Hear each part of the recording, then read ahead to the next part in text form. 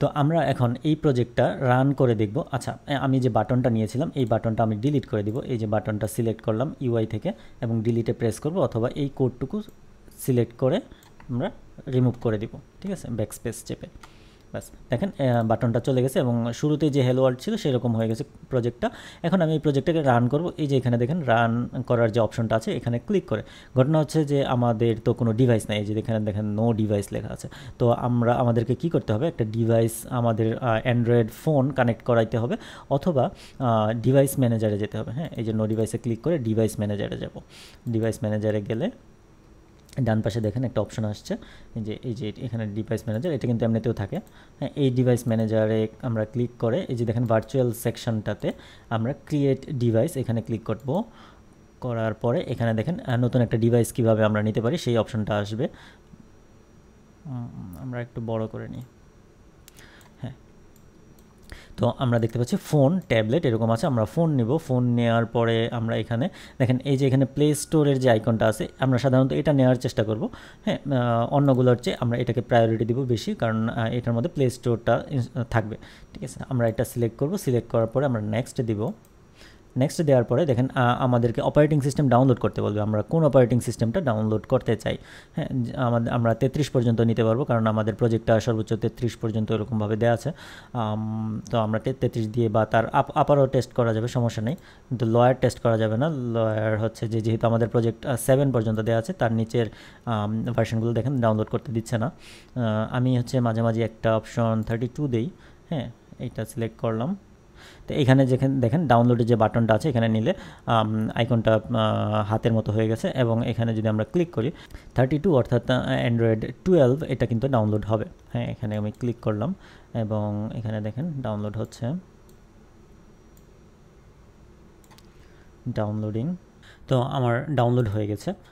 তো যেটা ডাউনলোড হয়েছে সেটা 1 জিবির উপরে, এবং এটা হচ্ছে একটা সিস্টেম ইমেজ, অর্থাৎ একটা অ্যান্ড্রয়েড অপারেটিং সিস্টেম। হ্যাঁ, ঠিক আছে। তো এটা ডাউনলোড হয়ে গেছে। এখন আমি এখানে ফিনিশে ক্লিক করি। ক্লিক করলে দেখতে পারবো যে এই যে এখানে দেখেন ডাউনলোড অপশনটা চলে গেছে, তার মানে হচ্ছে এটা ডাউনলোড হয়ে গেছে। হ্যাঁ, তো এখন এটাতে সিলেক্ট করে আমরা নেক্সটে ক্লিক করব। ক্লিক করার পরে এখানে একটা নাম দিতে হবে, এটা ইচ্ছা মতো নাম দিতে পারেন, বা আমি যা আছে তাই রাখলাম। হ্যাঁ, আর এখানে যা আছে তাই বাই ডিফল্টভাবে যা আছে তাই রাখার পরে আমি ফিনিশ দিয়ে দিলাম। আচ্ছা, তো এখন দেখেন ডান পাশে দেখতে পাচ্ছি যে একটা ভার্চুয়াল ডিভাইস ক্রিয়েট হয়েছে। আমি একটু বড় করে নিই, তাহলে একটু বিস্তারিত দেখতে পারবো। দেখেন এখানে এপিআই লেভেল এবং হচ্ছে যে ডিস্কে কী পরিমাণ জায়গা নিয়েছে, এটা যখন আমরা রান করাবো তখন এখানে কয়েক জিবি তৈরি হয়ে যাবে।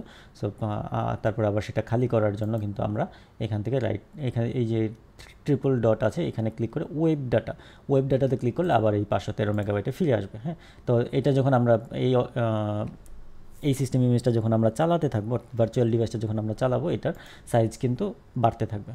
তো সেটা নিয়ে টেনশনের কিছু নেই, আমরা দেখাই দিলাম যে এখানে ক্লিক করে ওয়েব ডাটাতে ক্লিক করলে কিন্তু ওই এক্সট্রা যে মেমোরিটা তৈরি হয় সেটা কিন্তু খালি হয়ে যায় আবার। আচ্ছা, এখন এটা গেল যে ভার্চুয়াল ডিভাইস। আরেকটা হচ্ছে ফিজিক্যাল ডিভাইস। আমরা যদি কানেক্ট করি আমাদের ফোন, সেই ক্ষেত্রে যেমন আমি এই স্যামসাংয়ের যে এই ফোনটা এখানে কানেক্টেড দেখাচ্ছে। তো এটা আমরা একটু পরে দেখব। ভার্চুয়াল ডিভাইস ক্রিয়েট করার পরে আমরা এখান থেকে রান করতে পারি, এখান থেকে সরাসরি রান করতে পারি, অথবা এইখানে ভার্চুয়াল ডিভাইসটা সিলেক্ট থাকা অবস্থায় এখানে যদি আমরা ক্লিক করি তাহলেও সরাসরি অ্যাপটা বিল্ড হয়ে এই ডিভাইসে রান হবে, অর্থাৎ এই ভার্চুয়াল ডিভাইসে রান হবে। আমি এইটাকে মিনিমাইজ করে দিই, এখান থেকে আমি ওপেন করলাম না। হ্যাঁ, এখানে ক্লিক করলাম। এখন দেখেন আমাদের এখানে ডিভাইসটা চলে আসছে, এবং এখান থেকে আমরা এখানে যদি রান করি তাহলে কিন্তু প্রজেক্টটাও বিল্ড হবে, এবং এই যে ইমুলেটরটা আছে এই ইমুলেটর বা ভার্চুয়াল ডিভাইস এটাও কিন্তু রান হবে, অর্থাৎ দুইটা একই সাথে হবে। আর যদি আমরা এখান থেকে করতাম, তো এখান থেকে যদি করতাম তাহলে শুধু ইমুলেটরটা অর্থাৎ ভার্চুয়াল ডিভাইসটাই রান হতো। ঠিক আছে, দেখেন অলরেডি 6.6 গিগাবাইট হয়ে গেছে, কারণ আমরা ডিভাইসটা রান করেছি। তো রান হতে হতে আমাদের এই যে ডিভাইস ম্যানেজারের নিচেই কিন্তু আছে রানিং ডিভাইসেস। হ্যাঁ, এখানে যদি আমরা ক্লিক করি, ক্লিক করলে এখানে দেখতে পারবো যে ডিভাইসটা রান করতেছে, সেই ডিভাইসটা কিন্তু আমাদেরকে দেখাবে এখানে। হ্যাঁ, তো যেহেতু রান হচ্ছে মাত্র, এই যে হচ্ছে, সো আমাদেরকে দেখাচ্ছে যে কোন ডিভাইসটা রান হচ্ছে। ইমুলেটরটা ওপেন হইতে বেশ কিছুক্ষণ সময় লেগেছে, যেই জন্য হচ্ছে যে একটা এরর দিয়েছে, time out after 300 second waiting for emulator to come online. তো যেহেতু ইমুলেটরটা ওপেন হতে বেশ সময় নিয়েছে, তো আচ্ছা এখানে একটা জিনিস দেখেন, সিস্টেম ইউআই নট রেসপন্ডিং। এই ইউআইটা হচ্ছে যে অ্যান্ড্রয়েডের যে ইউআই, এই ইমুলেটরের যে অ্যান্ড্রয়েডের ইউআই, সেটা আমরা ওয়েট দিব, ওয়েট দিলে আর কিছুক্ষণ সময় নিয়ে এটা ঠিকঠাকভাবে রান করবে। তো আচ্ছা এটা রান হয়ে গেছে, আর এটা নিয়ে টেনশনের কিছু নাই। কিন্তু ঘটনা হচ্ছে যে আমাদের যে অ্যাপ্লিকেশনটা রান হওয়ার কথা ছিল হ্যালো ওয়ার্ল্ড, এটা কিন্তু রান হয় নাই, কারণ বেশিক্ষণ সময় নিয়েছে। তো আমরা এখান থেকে আবার রান দিতে পারি।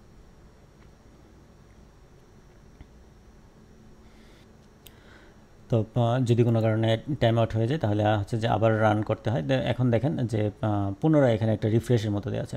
কোডে কোনো চেঞ্জ করলে এখানে কিন্তু ক্লিক করে ওই কোডের আপডেটটা কিন্তু আমরা এই ইমুলেটরে পেতে পারি। তো আমাদের ইমুলেটরে সাকসেসফুলি, দেখেন ইমুলেটরে সাকসেসফুলি হচ্ছে যে অ্যাপটা রান করেছে। এটা মিনিমাইজ করে দিচ্ছে নিচের পার্টটুকু। এই দেখেন হ্যালো ওয়ার্ল্ড, অর্থাৎ আমাদের যে অ্যাপ্লিকেশনটা ছিল এখানে হ্যালো ওয়ার্ল্ড লেখা ছিল, এটা কিন্তু এখানে রান করেছে। এইটা হচ্ছে দেখেন দুইটার মধ্যে পার্থক্যটা কি, এইটা হচ্ছে যে একেবারে ডান পাশে যেটা দেখতে পাচ্ছি, এটা হচ্ছে যে আমাদের কিন্তু একটা আমরা যে অ্যান্ড্রয়েড ফোন ইউজ করি সেই ফোনটাই, ঠিক আছে, এটা ভার্চুয়ালি দেখানো হচ্ছে। আর এইখানে যেটা দেখানো হচ্ছে এটা ইউজার ইন্টারফেসটা, হ্যাঁ, এইটা হচ্ছে যে ডিজাইনটা, জাস্ট ডিজাইনটা, এইটার সাথে কিন্তু এই যে কটলিনের যে ফাইলগুলো আছে এইটা কিন্তু ওইভাবে কানেক্টেড না। অর্থাৎ রান করলে যে ব্যাপারটা ঘটে, রান করলে এই ফাইলগুলো কম্পাইল হয়, কম্পাইল হয়ে তারপরে পূর্ণ অ্যাপটা রান করে। এই যে ডান পাশে যেটা দেখতে পাচ্ছি সেটা, এটা কিন্তু আমরা এখান থেকে মিনিমাইজ করে দিতে পারবো। এই যে হোম বাটনে চাপ দিলাম, হোম বাটনে চাপ দিলে হোম হয়ে গেল। এবং আমি অ্যাপসগুলো যদি দেখি, এখানে দেখেন এই যে হ্যালো ওয়ার্ল্ড, এই অ্যাপটা কিন্তু ইনস্টল হয়েছে এই ডিভাইসটাতে এবং এটা কিন্তু রান করেছে। তো এইভাবে হচ্ছে যে আমরা একটা ইমুলেটর ক্রিয়েট করতে পারি বা ভার্চুয়াল ডিভাইস ক্রিয়েট করতে পারি এবং সেখানে আমাদের অ্যাপটাকে রান করতে পারি। তো এইটার মাধ্যমে হচ্ছে যে আমরা অ্যাপ রান করে করে দেখব যে আসলে আমরা যে অ্যাপটা তৈরি করতেছি সেটা ঠিকঠাকভাবে কাজ করছে কিনা। ঠিক আছে, ধন্যবাদ।